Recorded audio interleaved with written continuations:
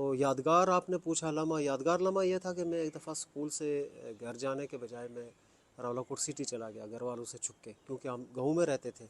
تو والد محترم نے کہیں مجھے بازار میں دیکھ لیا، اور جب واپس گھر آئے تو مجھ سے پوچھا جی کہ آپ آج دن کو کدھر تھے؟ تو میں نے کہا جی میں اسکول میں تھا۔ تو بار بار ان کے پوچھنے پہ جب میں نے نہیں بتایا تو پھر میری اچھی خاصی خدمت ہوئی، اور وہ میرے لیے یادگار لمحہ تھا۔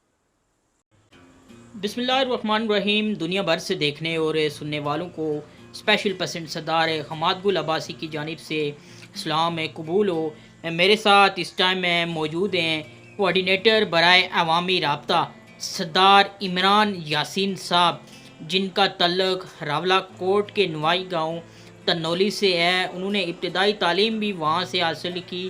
اس کے بعد سردار تنویر الیاس صاحب کی فیملی کے ساتھ انہوں نے اپنے سیاسی کیریئر کا آغاز کیا۔ آئیے انہی کی زبانی جانتے ہیں۔ عمران یاسین صاحب، آپ کے نزدیک زندگی کیا ہے؟ بسم اللہ الرحمن الرحیم۔ آپ نے یہ کوشچن کیا ہے کہ زندگی کیا ہے۔ میں سمجھتا ہوں کہ زندگی احکامات الہیہ کو رسول اللہ صلی اللہ علیہ وسلم کے طریقوں کے مطابق گزارنا یہ زندگی ہے۔ زندگی کا مقصد ہونا چاہیے، اور پھر اس کے ساتھ ساتھ اس کی مخلوق کی خدمت کے لیے، کیونکہ حقوق اللہ اور حقوق العباد یہ دو بنیادی جز ہیں زندگی گزارنے کے لیے۔ تو میں سمجھتا ہوں کہ جو بھی انسان اپنے قول و فعل سے، اپنے عمل سے کسی دوسرے انسان کی بھلائی کے لیے، اس کی خیرخواہی کے لیے، اس کی بہتری اور پروجیکشن کے لیے، اس کے مشکلات اور مصائب میں آسانیاں پیدا کرنے کے لیے جو زندگی گزارتا ہے اور زندگی کو مقصد اصل سمجھتا ہے، یہی زندگی ہے۔ آزاد کشمیر کی سیاست میں آپ کا آئیڈیل کون ہے؟ جی، آپ نے پوچھا کہ آزاد کشمیر میں آپ کا آئیڈیل پولیٹیشین کون ہے، تو میں 2006 سے میں زیادہ کسی جماعتوں کے اس کے جمیلے میں نہیں پڑا۔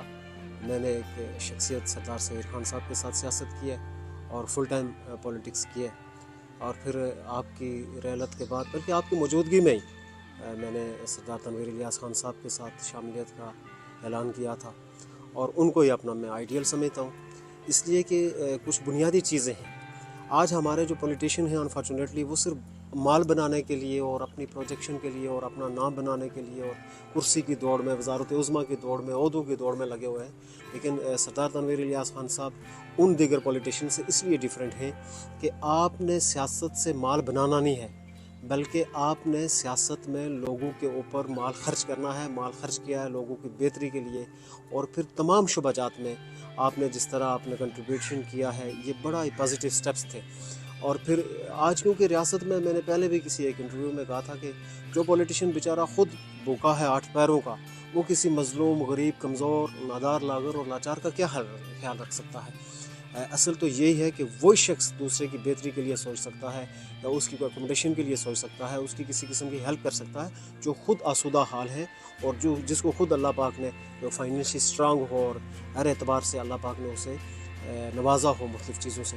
تو میں سمجھتا ہوں کہ سردار تنویر الیاس خان صاحب جہاں ایک ویژنری پرسن ہے، تھرڈ آئی سے دیکھتے ہیں، اور پھر ان مسائل کے سلوشن کے لیے آپ کے پاس ایک بگ برین اور ایک تھنک ٹینک، آپ کے ایک ماسٹر مائنڈ جس طرح پلانر ہے، تو میں یہ سمجھتا ہوں کہ اس لیے وہ آئیڈیل ہے کہ اگر آج بھی آپ دیکھ رہے ہیں ریاست کی جو صورتحال ہے، اس صورتحال میں اگر سردار تنویر الیاس خان صاحب ہوتے، آپ کے دور اقتدار میں بھی پروٹیسٹ ہوا آٹے کے حوالے سے، بجلی کے حوالے سے، لیکن میرا خیال ہے 2 دن کے اندر آپ نے اپنے شعور سے اور اپنے آپ کا جو علمی ذوق شعور یا جو آپ کی پولیٹیکل ایک نالج تھا اس کی بنیاد پہ آپ نے ود ان نو ٹائم ایسے ڈیسیجن لیے کہ وہ ساری چیزیں واپس اسموتھلی اپنی اپنی جگہوں پہ چلے گئی۔ لیکن آج آپ دیکھ رہے ہیں کہ ریاست کس ڈگر پر ہے اور ریاست کی کیا صورتحال ہے، اس کی بنیادی وجہ یہی ہے کہ لیڈرشپ کی کمی ہے۔ اور میرا یقین محکم ہے کہ اگر آج سردار تنویر الیاس خان صاحب ہوتے، کسی قسم کی اس طرح بھی کیفیت نہ ہوتی، بلکہ بہت بہتر انداز میں جتنے پروجیکٹ آپ نے شروع کیے تھے وہ کاؤنٹ کرنے میں نہیں آتے ہیں، جتنے بھی پروجیکٹ تھے آپ کے، ان سارے پروجیکٹس کو بہت بہتر انداز میں وہ چل رہے ہوتے،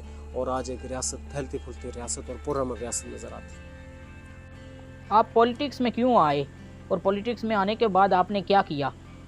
جی، آپ نے پوچھا ہے کہ آپ پولیٹکس میں کیوں آئیں، تو پولیٹکس میں اس لیے کہ جو معاشرے میں عدم مساوات تھا، ایک ڈسکرمنیشن تھا، کہ ایک مخصوص طبقے کے لیے تو بہت بہتر سہولتیں اور اس کی پروجیکشن اور اس کی پروٹیکشن، لیکن جو ایک طبقہ جس کو ہم کمزور، نادار یا لاغر سمجھتے ہیں، لاچار سمجھتے ہیں، یا پھر وہ مفلس ہے، یا پھر برادری ازم کا جو ایک ہمارے اندر فیکٹر موجود ہے، تو اس وجہ سے میں نے یہ کوشش کی کہ میں سیاست میں آؤں اور اپنے علاقے، اپنے ریجن کے لوگوں کو ایکول اور مساوی ان کے حقوق دیے جائیں ان کو، اور ان کی بہتری کے لیے اپنا جو بھی میں ایفرٹ کر سکوں وہ کروں.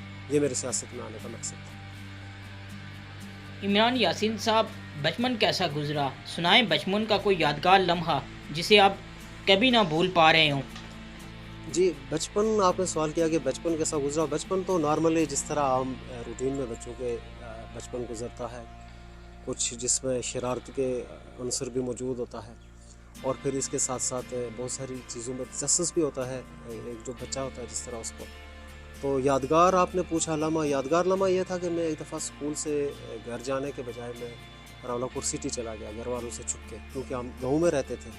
تو والد محترم نے کہیں مجھے بازار میں دیکھ لیا، اور جب واپس گھر آئے تو مجھ سے پوچھا جی کہ آپ آج دن کو کدھر تھے؟ تو میں نے کہا جی میں اسکول میں تھا. تو بار بار ان کے پوچھنے پہ جب میں نے نہیں بتایا تو پھر میری اچھی خاصی خدمت ہوئی، اور وہ میرے لیے یادگار لمحہ تھا. عمران یاسین صاحب، آپ نوجوانوں کو کیا پیغام دینا چاہتے ہیں آخر میں؟ جی، آپ کا آخری سوال نوجوانوں کے لیے پیغام یہ ہے کہ آج ہمارا نوجوان انفارچونیٹلی اس کی جو تن آسانیاں ہیں اس نے ان کو بگاڑ کے رکھ دیا ہے. ہمارا نوجوان آج انتہائی غافل ہے، اپنے اس کا کوئی مقصد نہیں ہے، اس کا کوئی ایک ٹارگیٹ سیٹ نہیں کیا ہوا اس نے. اس کی وجہ سے وہ پھر آگے بڑھ نہیں سکتا زندگی کے معاملات میں. جب تک آپ اپنے لیے کوئی ایسا ایک ٹارگیٹ سیٹ نہیں کریں گے کہ میں نے یہ گول اچیو کرنا ہے، یا ایک ٹارگیٹ سیٹ کر کے تو اس کے لیے آپ ایفرٹ یا کوشش نہیں کریں گے، تو کسی بھی صورت آپ آگے، کیونکہ ایک اندھیرے میں اندھے کنویں میں چھلانگ لگا لینے، آئی تھنک یہ دس از ناٹ فیئر. آپ کو کسی ایک چیز کے حوالے سے یا اپنی زندگی کے مقصد کے حوالے سے آپ کو سوچنا ہوگا، اور پھر اس پر ورک کرنا ہوگا، اس پر کوشش کرنی ہوگی، اس کے مختلف لوگوں سے رائے لینی ہوگی، اور اس کے لیے اپنے آپ کو لگانا ہوگا اور کھپانا ہوگا.